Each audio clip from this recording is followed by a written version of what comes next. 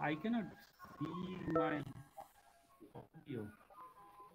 Good afternoon, everyone. So I'm Frédéric Casal. I'll be chairing the PhD thesis committee. And so we are here to listen to the doctoral thesis defense by Siddharth Pritam.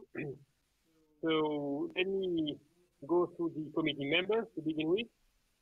So we have Dominique Attali, who's research director at CNRS in Grenoble.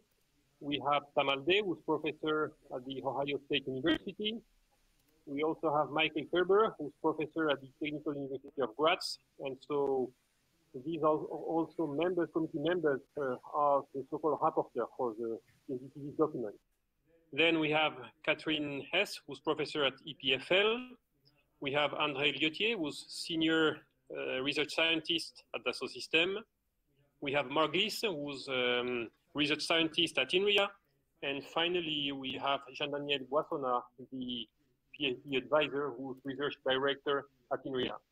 So let me recap what the procedure will be. So this is a 4-stage procedure. So first of all, we'll be listening during 45 minutes to the presentation. And then the second stage will be a round of questions by committee members.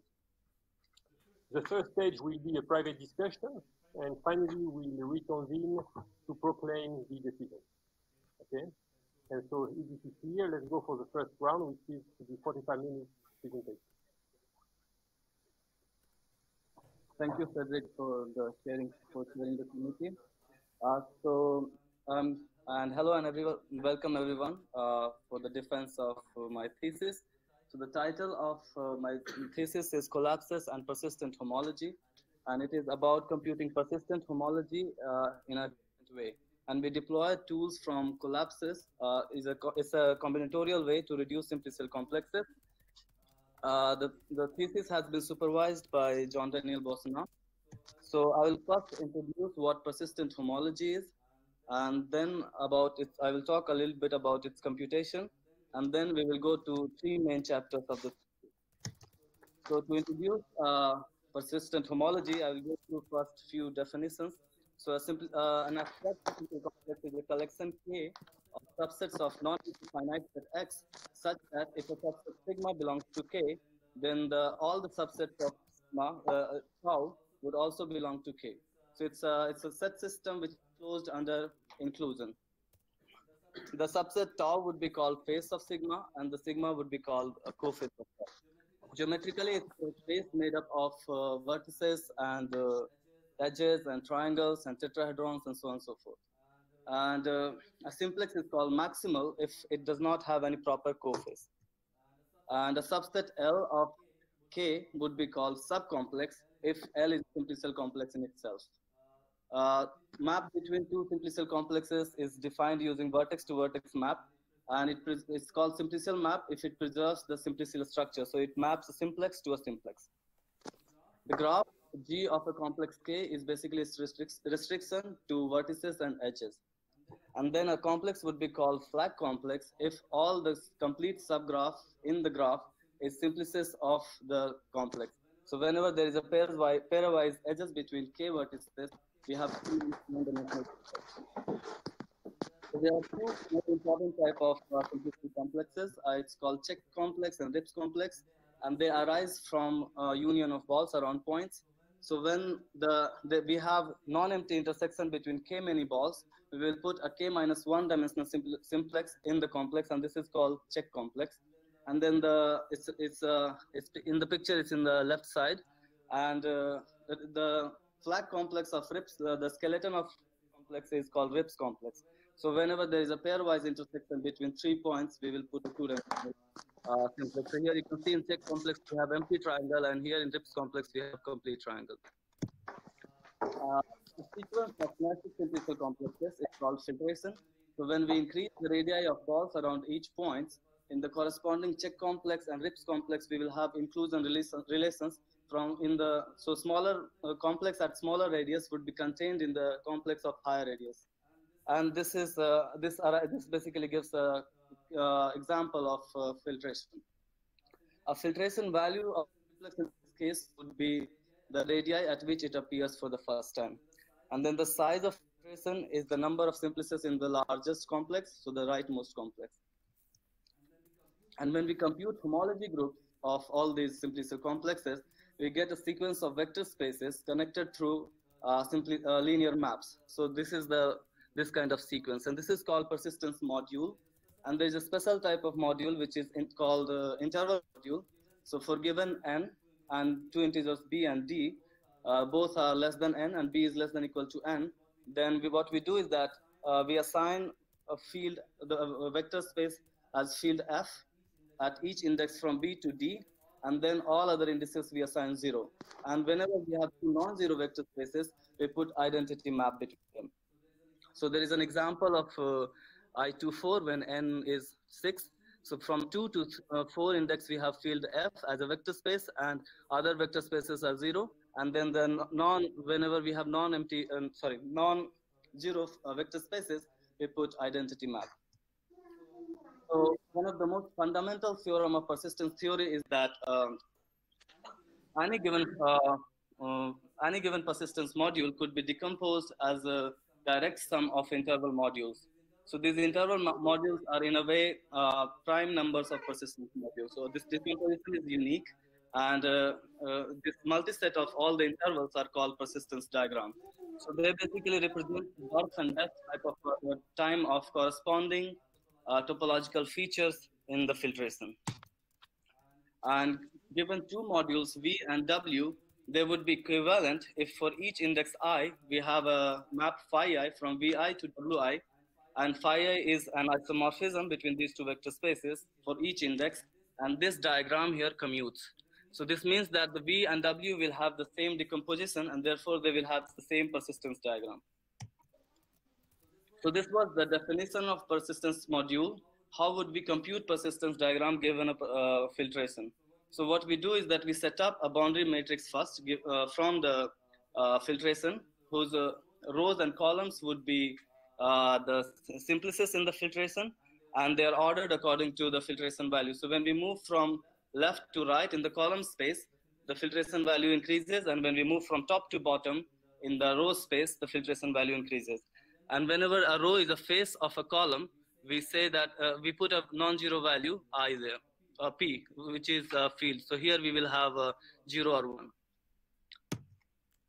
So to compute persistence, what we do is basically we reduce this matrix to a special matrix, and this matrix yields the persistence diagrams.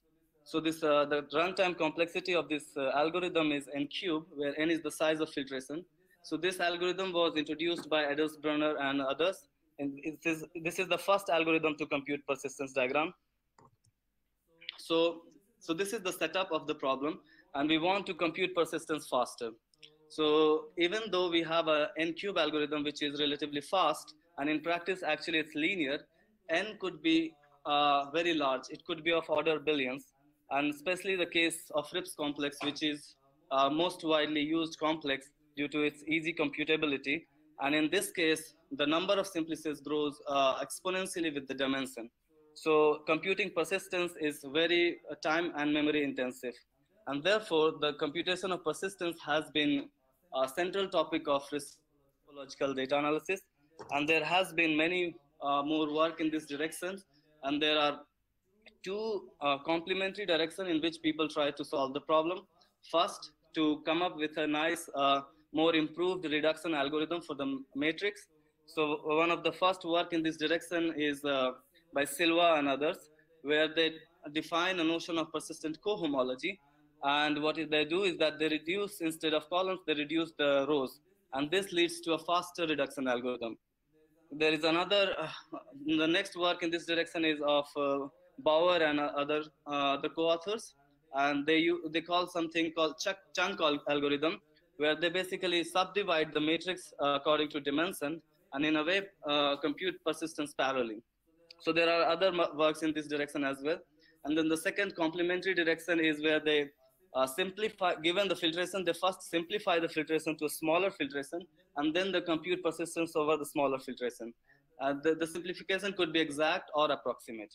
So first work in this direction, one of the first work in this direction is of Don Sheehy, who provided linear size approximation of Rips complex, Rips filtration. And then this one other work is of Mikhailkov and Nanda, who used Morse theory to simplify filtrations. And there are a few more works in this direction as well. So our approach lies in the second category. So we provide a simplification scheme for filtration, and we use techniques called strong collapse and edge collapse to do so. So the notion of strong collapse was introduced by J. Barmak and E. Minion, and then we extend this notion to a more general notion called edge collapses. So the outline of thesis is like we have three main chapters in the thesis, and then there are three sections in the presentation corresponding to these chapters.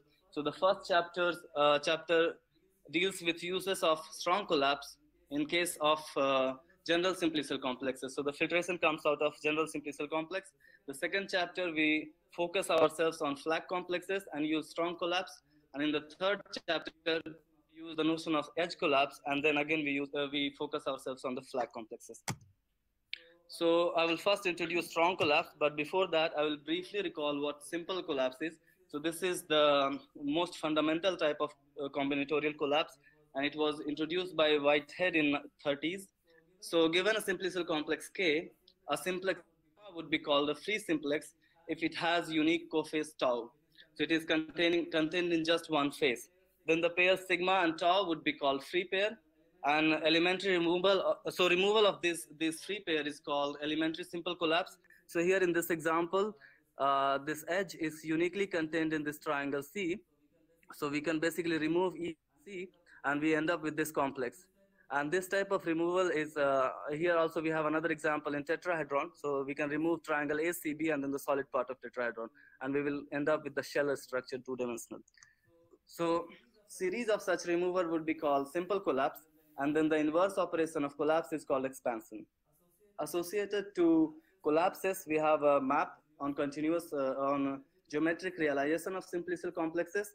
And this map is a deformation retraction. So what basically does is that it preserves the homotopy type of the complexes. And it means that they do not kill or create new holes. So to define strong collapse, I would define what is dominated vertexes. And a vertex would be called dominated if its link is a simplicial cone, meaning that it is a join of a vertex and a subcomplex L. So here in this example for vertex V, its closed star is the set of, so these are the two cofaces in which it is contained, and all the faces of these two cofaces would be in the closed star of V. And then the faces in the closed star which does not contain V would be called the link of V. So here these two red edges are in the link. And this is a simplicial cone realized by vertex V prime joined by these two vertices up and down. So in this case, V is dominated by V prime. And removal of such dominated vertices is called elementary strong collapse. So when we remove a vertex, we basically remove the open star of the vertex. So we keep the link intact. So if this is the complex in the right is with the vertex, and this is after removal. And the series of such removal is called strong collapse. Series of such elementary strong collapses are called strong collapse. And it factors through simple collapses. So it preserves homotopy type as well. Associated to strong collapse, we have a retraction map, which is simplicial. So this map is defined using mapping the dominated vertex to its dominating partner. A complex would be called minimal if it does not have any dominated vertex. And a subcomplex K0 of K is called core if K only collapses to K0, and K0 is minimal. So there's no more vertices to remove. And one important property or a very interesting property of strong collapse is that it has unique core, which is not the case for simple collapse. Also, another remarkable property of a strong collapse is its association with nerve construction. So to define nerve of a simplicial complex, we define its cover using maximal simplices. So this is a closed finite cover, and we take nerve of this cover, which is an abstract simplicial complex again. So we can define the nerve construction iteratively. And then the result by Barmak and Minion is that whenever we take the nerve twice, so it corresponds to strong collapse. So n, n square, k, n square, n4, these are decreasing sequence of simplicial complexes, and in the end we will get to the core. So we will use this idea to compute a strong collapse of a complex. So we will go through an example first. So this is a simplicial complex which has 5 maximal simplices. And when we take the nerve of this, these maximal simplices would be the vertices in the nerve, and corresponding to the vertex here, this one with highest degree. So the number of maximal simplices around this vertex is highest. So we will get a maximal simplex in the nerve. So this is the nerve of the simplicial complex. And then if we take nerve again, these are the vertices, and then the nerve, this is the nerve square, which corresponds to strong collapse. And this is isomorphic to the blue highlighted subcomplex of the original complex. So this is the main idea. So we will basically design our algorithm on this construction. So we represent the simplicial complex using a adjacency matrix between vertices and the maximal simplices. And if a vertex belongs to a maximal simplex, we give a non-zero value 1 here, and rest of it is otherwise set 0. So given this matrix, we want to compute the corresponding adjacency matrix for the nerve. So to do so, we will simply take a transpose, because the maximal simplices would be the vertices in the nerve. So we take a transpose, and then the vertices of the simplicial complex was simplices in the nerve.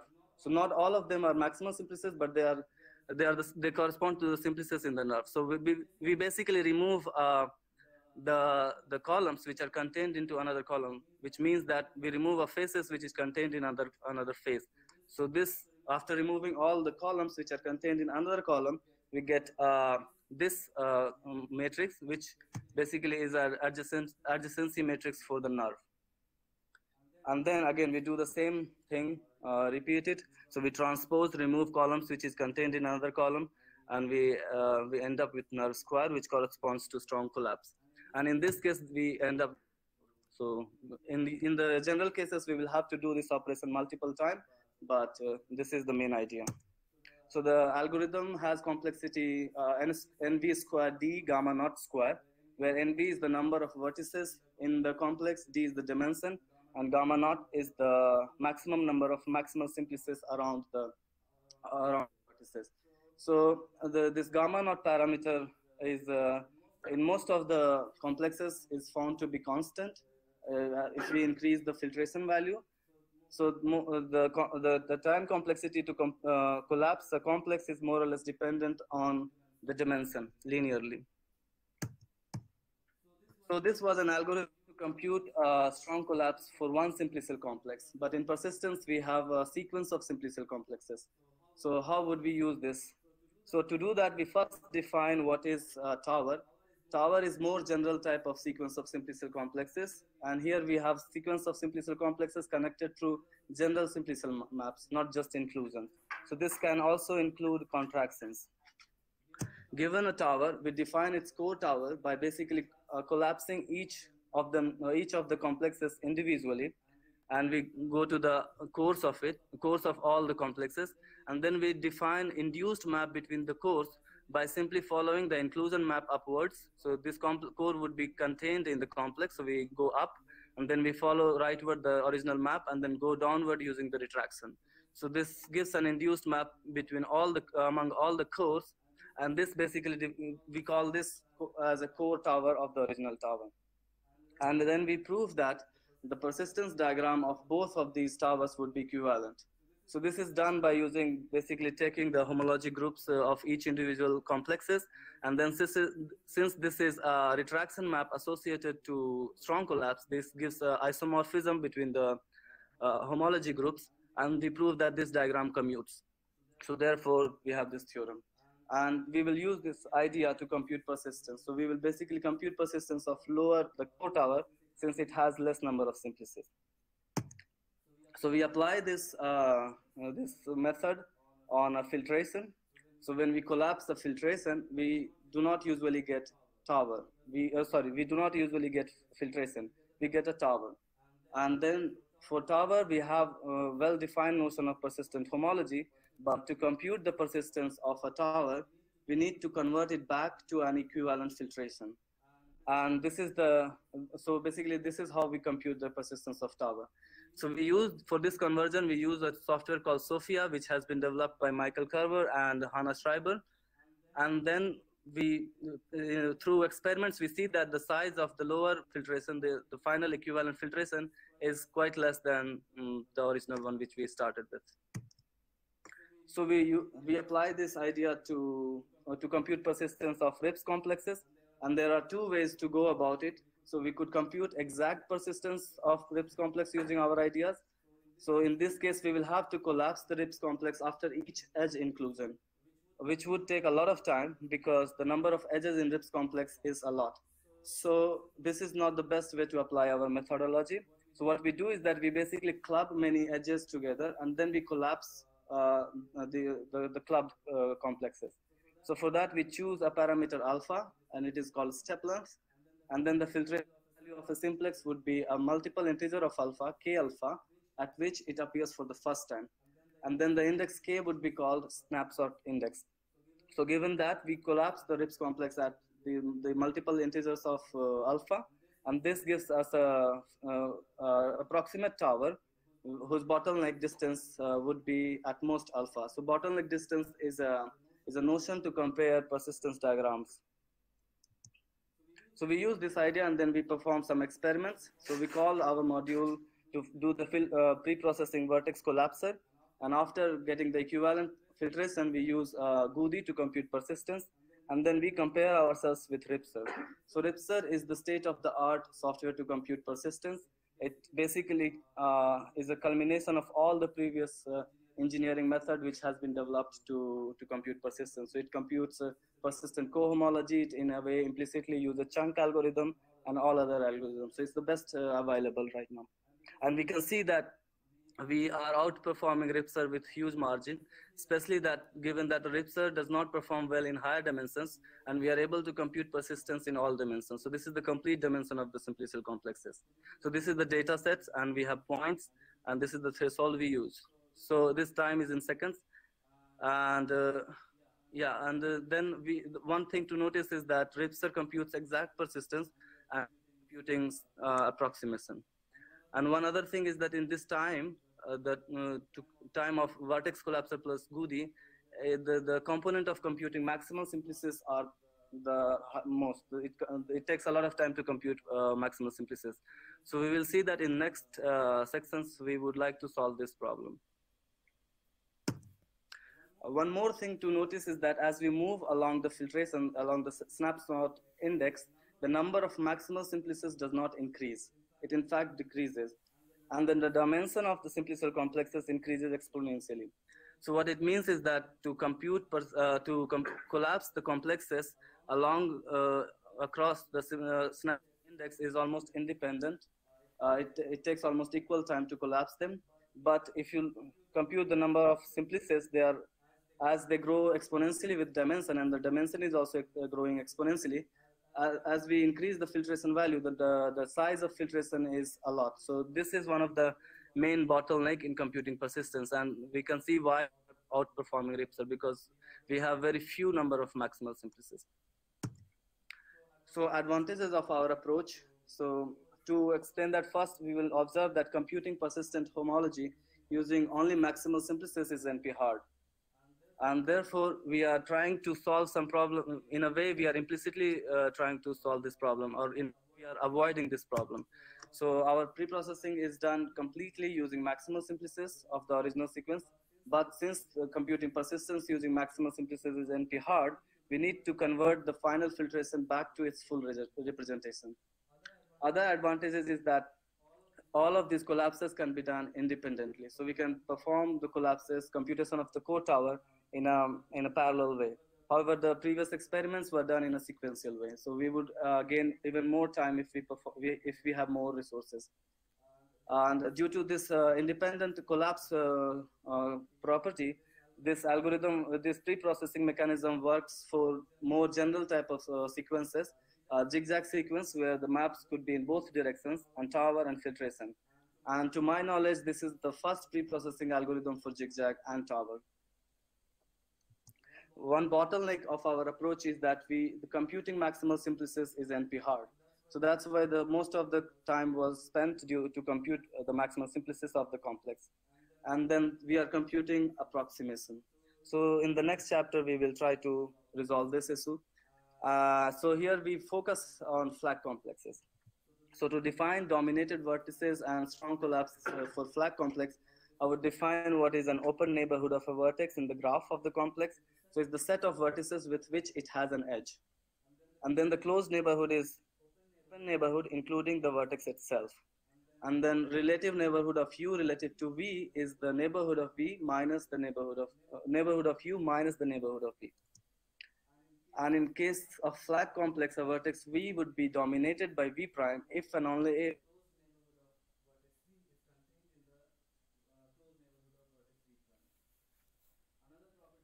that removing these vertices does not disturb the flagness. So it implies that the core is a flag complex as well. And therefore, the whole core could be computed on the skeleton, the graph of the complex. So this gives us a very easy algorithm to compute strong collapse, basically compute the skeleton of the core. So what we do is that we iterate over vertices in random order and then check if a vertex is dominated or not until no further vertex is dominated. And this check is done over the skeleton and restricted to the neighborhood. So a vertex would be dominated by only its neighbor. So the algorithm has time complexity nv square k square, where k is the maximum degree of the graph. So again, we use the same pre-processing flow. And here we have flag filtration. So all the complexes are flag complexes. And when we collapse it, we get a flag tower because core of a flag complex is a flag complex. And then here to convert it back to a filtration, we use a method called strong collapse, a strong expand. And here the whole expansion is done over the skeleton. So I'll explain how it is done. So here, yeah, we have the whole flagness property intact. We start with flag filtration. We have flag top. We then end up with a flag filtration. So this is the pre-processing flow over the graphs. So we perform all the computation over the graphs. So to explain the conversion of tower to an equivalent filtration, I would first explain a bit about simplicial maps. So there are two elementary types of simplicial maps: elementary inclusion and elementary contraction. So elementary inclusion is basically when we include just one single simplex. So here in example, we have empty triangle and we include the solid part. So we have just one inclusion here. So this is elementary. And elementary contraction, we map one vertex to another vertex. So here V is mapped to U. So this complex is, when we do this transformation, this map, we end up with this complex as an image.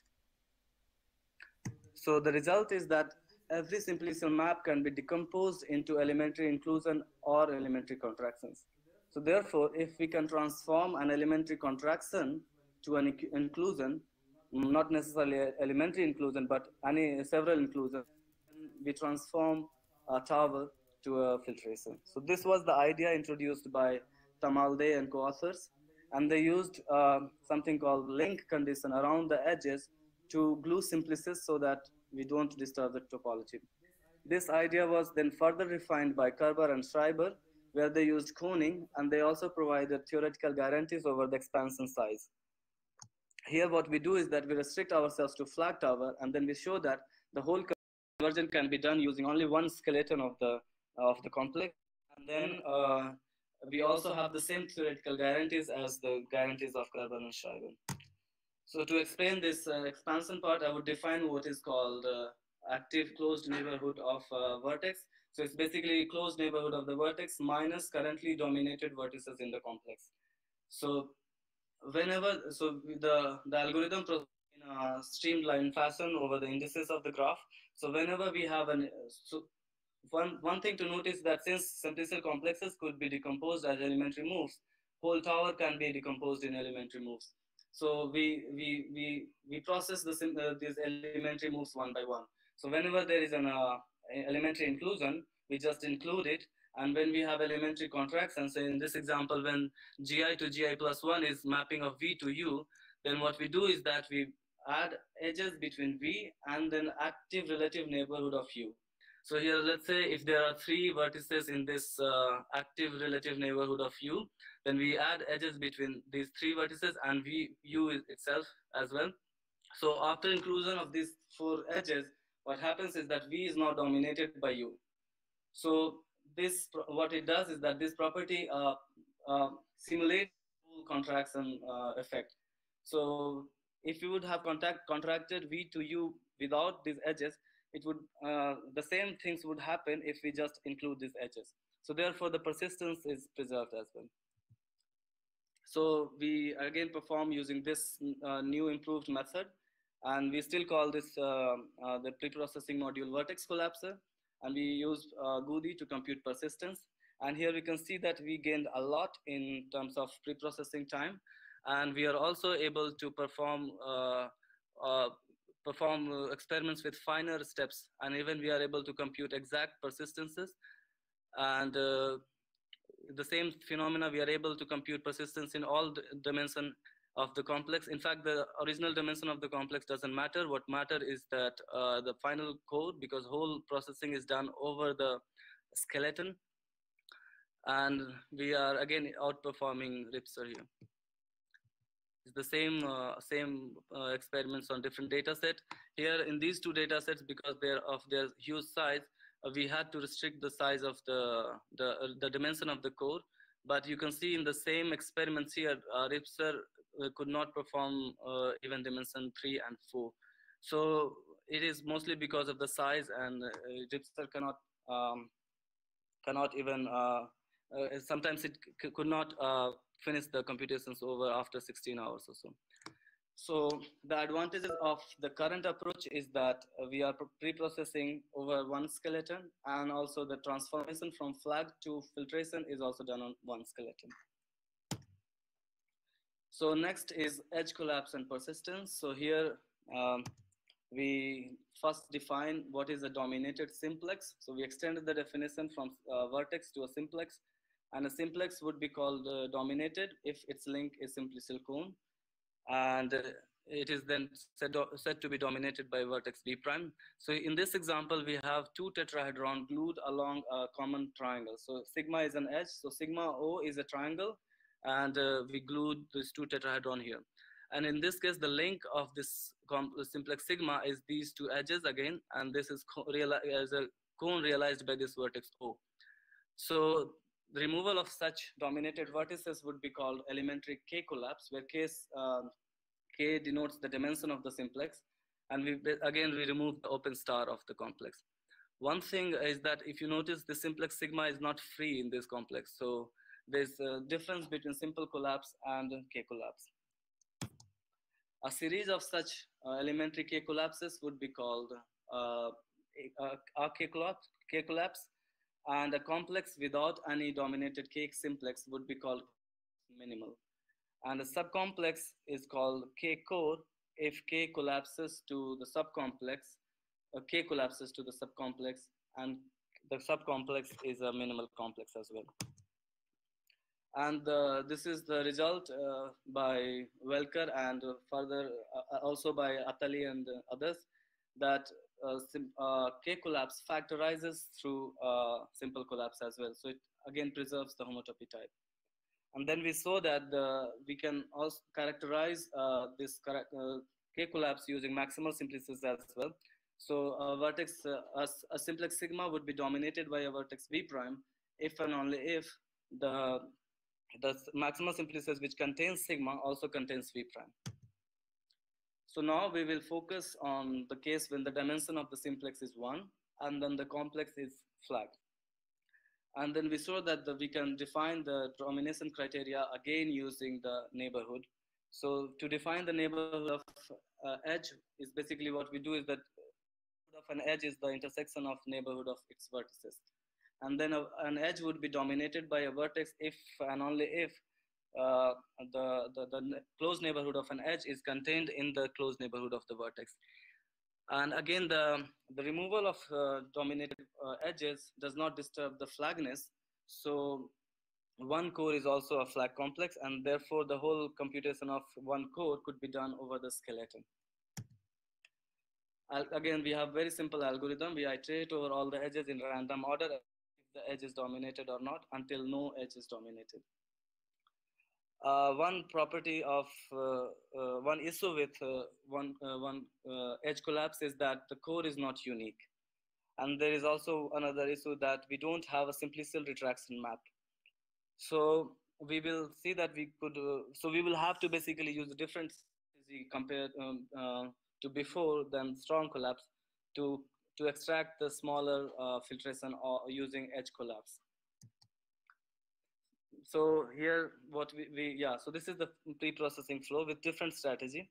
We don't go through the tower step. So we start with flag filtration, and then we provide a mechanism to edge collapse it to get a smaller flag filtration. So the input and output both are flagged.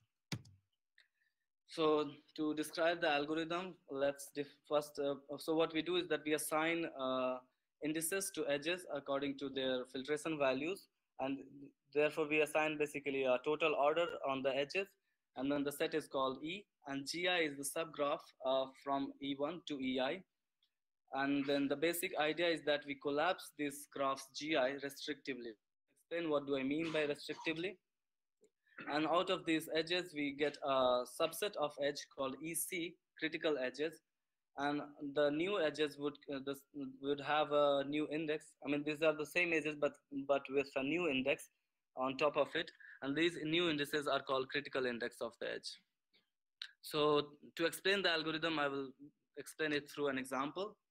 So let's say this is the first edge in the filtration, and we check if this edge 1 is dominated or non-dominated in the graph G1. So if it is non-dominated, we will pick it up, assign a new value 1, and keep it in the critical set. We move forward. This is the second edge, and we check if edge 2 is dominated or non-dominated in G2. If it is non-dominated, we pick up, assign a new value 2 because it was non-dominated in graph G2. And then we have to go back and check if some edges became non-dominated from dominated. But here we don't have to check anything. If one is already non-dominated in G1, we move to edge G3, 3, and G3 is dominated in G3, so we won't pick up, and then we basically move to next edge 4. 4 is non-dominated in G4, so it is picked up, assigned new value 4, and then we have to go back and we check. So here we just have to check 3. So 3 is still dominated in graph G4, so we will not pick, and we will move to next edge 5, and 5 is non-dominated in G5, so we will pick up back, and then here we have we need to check if 3 became dominated or not, and 3 is dominated.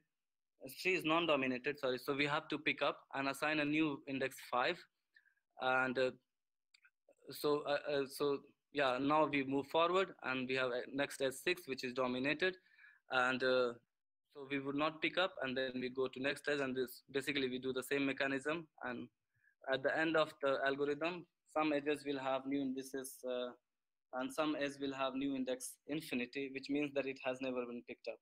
So this is how we select a subset of edges out of the given edge, and we prove the correctness of algorithm. So to do that, we basically define a graph GIC, which is the set of critical edges whose critical index is less than equal to I. And then the KIC is the flag complex of GIC. And then we prove that the KI edge collapses to KIC. And then if we take a homology group, this whole diagram commutes, and this retraction map gives you an isomorphism. So the persistence of the critical edges with the critical index as filtration value would be the same as 1. The complexity of this algorithm is N and C K square, where N is the input number of edges and the output number of edges NC, and K is the degree of the graph, maximum degree. So we perform again experiments using this new mechanism.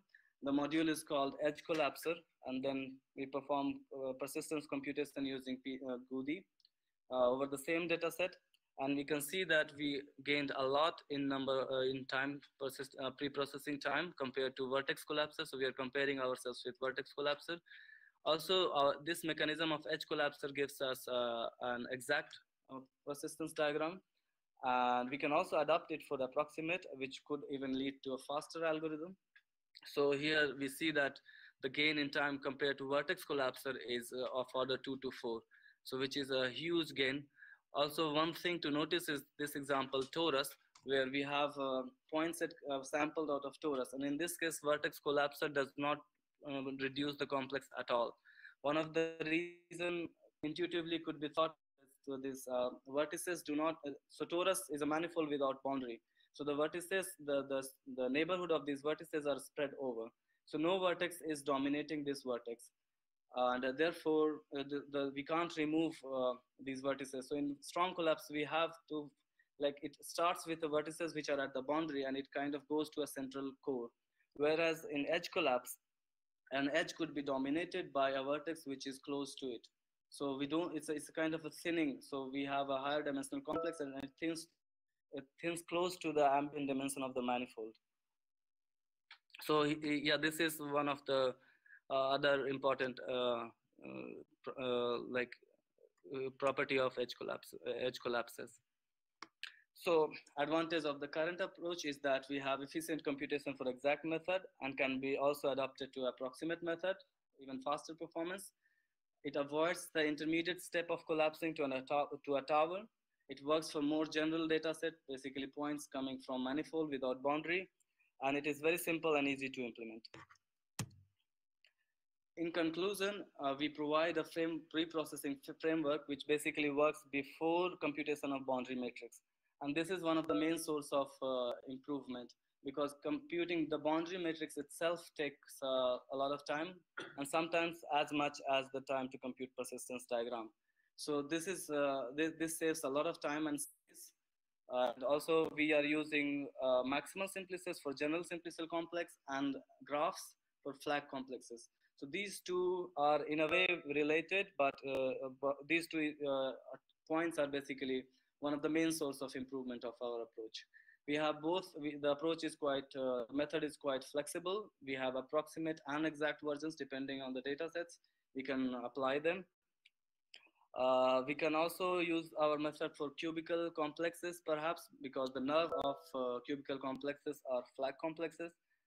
And then the open problem is that we do not provide theoretical guarantees over the size of reduction. So we verified experimentally that our method works very well in multiple data sets, but it is hard to give a theoretical bound on the size of reduction in general because the reduction is dependent on the complexes. So it could be possible that a complex is contractible, even collapsible, but we cannot strong collapse and edge collapse it. So therefore, we could not provide any bound on the size of reduction. And finally, these 3 chapters of the thesis were published in a conference proceedings. And then the module Edge Collapser would be released as an open source module in the library Kudi. And I thank you for attention and thank you, Mercy.